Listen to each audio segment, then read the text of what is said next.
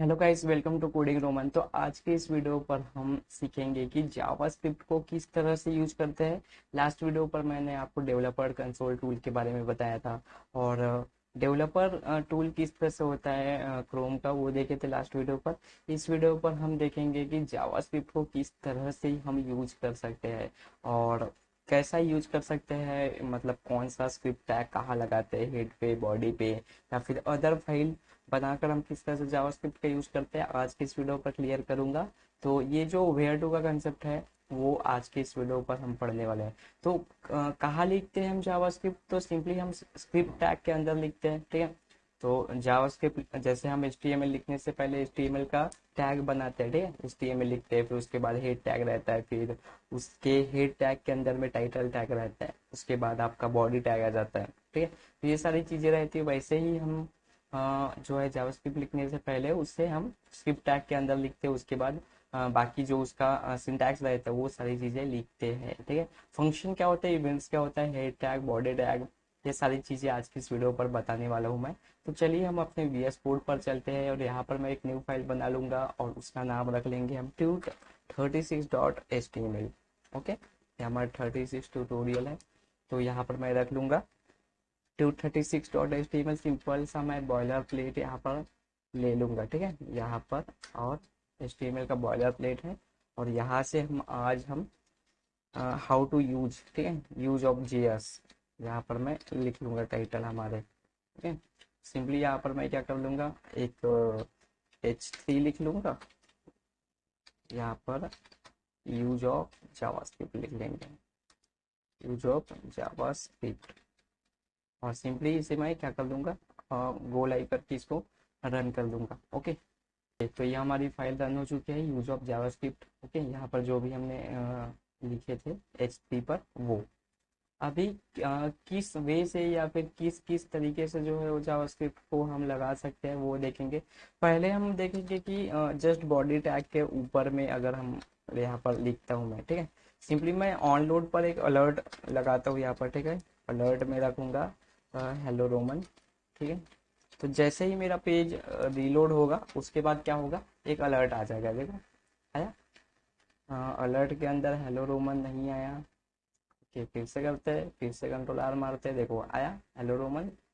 Okay, इस तरह से control R is use for refresh the web page, ठीक है। ये कंट्रोल R अगर मैं बोलता हूँ इसका मतलब ये है कि हम पेज को रिफ्रेश कर रहे हैं। देखो ऑन लोड पर हम यहाँ पर एक अलर्ट दे दिया हूँ मैंने। ओके, तो ये होता है स्क्रिप्ट टैग, यानी यहाँ पर भी हम लिख सकते हैं। और यही स्क्रिप्ट टैग को अगर मैं उठा के जो है वो सिंपली हेड टैग के जैसे कि टाइटल के बाद पे यहाँ पर लगाऊं, तो यहाँ पर भी हम सिंपली वही काम करेंगे जैसे कि हम यहाँ पर लगा लिए अलर्ट में। यहाँ पर मैं कुछ दूसरा लिख लेता हूँ, जैसे कोडिंग रोमन लिख लेता हूँ, या फिर द JS लिख लेता हूँ, द JS सीरीज। ठीक है, तो द JS सीरीज लिख ली और इसको सेव करके यहाँ पर रन करते, फिर से ओके करूंगा मैं, फिर से इसको रिफ्रेश करूंगा, द JS सीरीज आ गया है। ओके, तो इस तरह से हम यहाँ पर बॉडी टैग पर भी बना के लिख सकते हैं।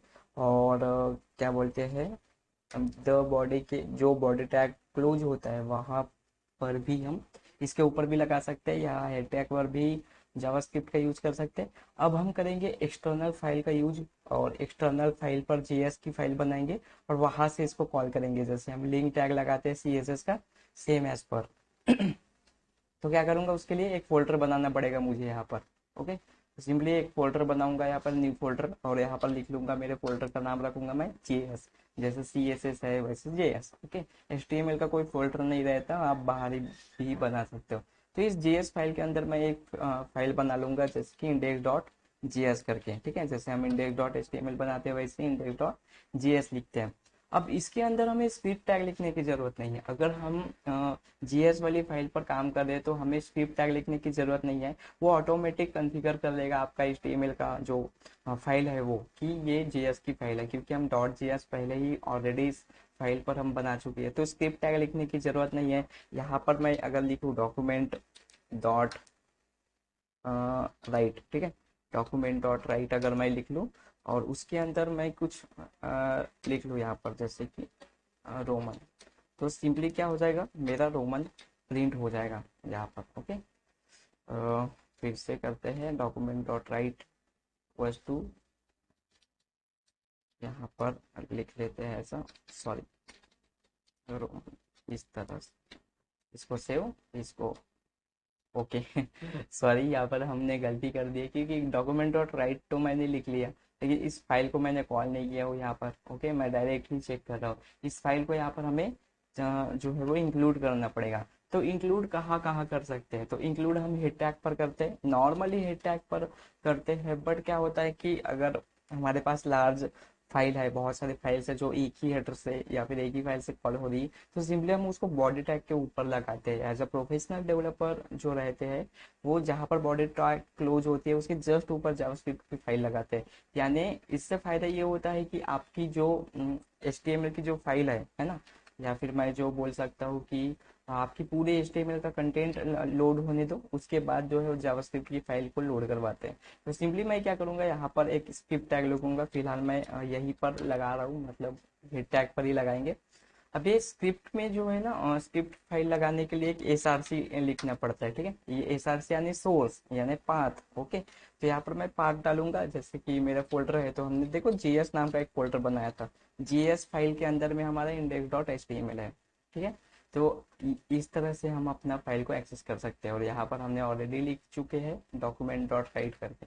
अभी यहाँ पर मैं रिफ्रेश करूंगा और पेज को इंस्पेक्ट करूंगा सिंपली, तो ये gs.index.js इस तरह से मेरा फाइल आ चुका है, फाइल इंक्लूड है, बट वो सिंटैक्स गलत है, उस तरह से नहीं लिखा जाता, ठीक है।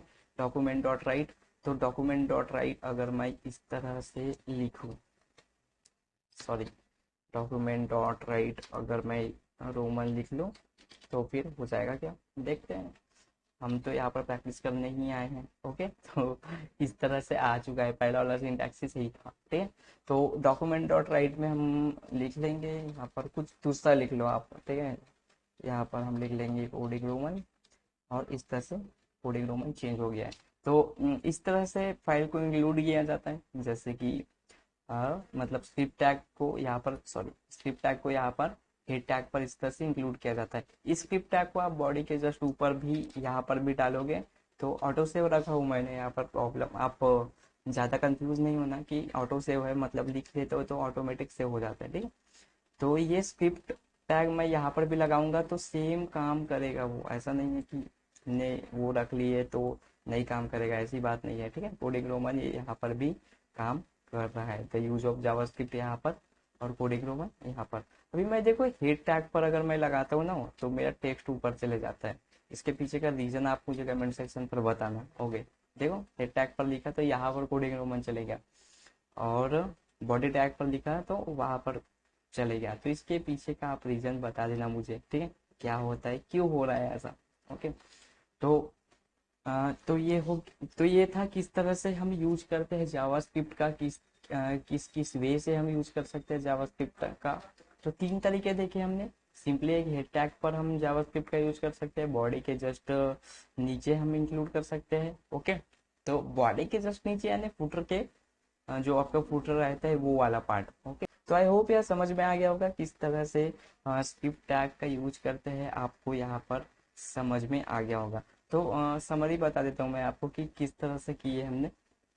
अब ये बटन पर किस तरह से पैराग्राफ चेंज करते हैं वो नेक्स्ट वीडियो पर मैं आपको बता दूंगा, ठीक है। Dot gate element by ID अगर पैराग्राफ चेंज करना है ओनली फंक्शन पर, ये किस तरह से करते हैं वो मैं नेक्स्ट वीडियो पर बताऊंगा। आज की इस वीडियो पर मुझे क्लियर करना था कि किस तरह से हम जावास्क्रिप्ट का यूज कर सकते हैं, ठीक है। तो ये देखो स्क्रिप्ट टैग के अंदर में हमने जो है वो पहले कोड लिख कर देखे, उसके बाद हमने एक्सटर्नल फाइल बनाए, हेड टैग पर उसको मेंशन किए। अब यहाँ से आपको जो है वो जावास्क्रिप्ट को यूज करते आ गया, आप किस तरह से यूज करते हैं जावास्क्रिप्ट को ये समझ में आ गया। देखो यहाँ पर ऐसा भी हमने लिख के देखे, ठीक है। हमने जावास्क्रिप्ट को इस तरह से भी, मतलब बॉडी टैग के जस्ट ऊपर भी हम लिख सकते हैं, वो सारी चीजें बताया मैंने आपको, और आई होप यह समझ में आ रहा होगा और यह सीरीज आप इंजॉय कर रहे होंगे, ये मैं उम्मीद करता हूँ आपसे। अगर वीडियो अच्छी लगी तो एक लाइक कर देना, अपने दोस्तों के साथ जरूर शेयर कर दीजिएगा इस जावास्क्रिप्ट के सीरीज को। आगे आने वाली वीडियोज पर बताऊंगा कि किस तरह से जावास्क्रिप्ट को टैकल कर सकते हैं किस तरह से टैकल कर सकते हैं और किस तरह से हम ये जो लगाए हैं ना ऑन क्लिक के फंक्शन पर, ये फंक्शन भी बनाकर देखेंगे और भी मजे आने वाले हैं आपको आज आगे आने वाले वीडियोस पर। तो यहाँ पर जो ये जो आउटपुट वगैरह है ना, ये बताऊंगा आपको इनर एचटीएमएल क्या होता है, डॉक्यूमेंट डॉट राइट क्या होता है, अभी हमने लिखे थे देखो document dot right, window alert क्या होता है, कंसोल डॉट लॉग क्या होता है, ये सारी चीज़ें हम करने वाले हैं, फंक्शन भी बनाकर देखेंगे और मज़ा भी आने वाला है। तो चलिए मिलते हैं नेक्स्ट वीडियो पर, तब तक के लिए आप कोडिंग करते रहिएगा and thanks guys for watching this video and I will see you in the next video.